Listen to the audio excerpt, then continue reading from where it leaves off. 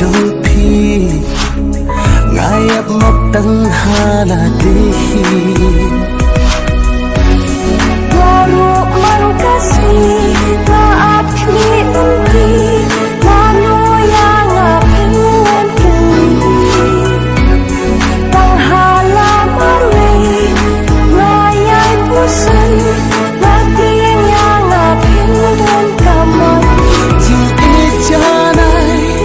ngala urwa lalu dah jingin apin yaka nyalang satwe kajing i kaju kajing mut hajing i jing ijanay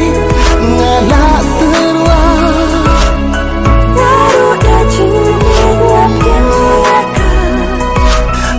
nyalang satwe kajing i kaju kajing mut hajing i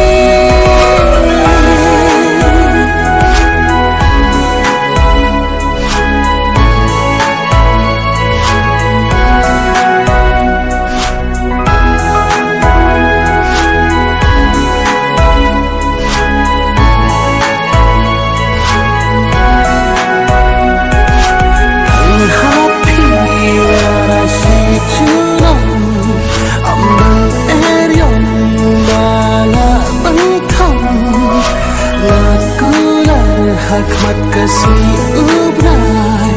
haru bakut ikmana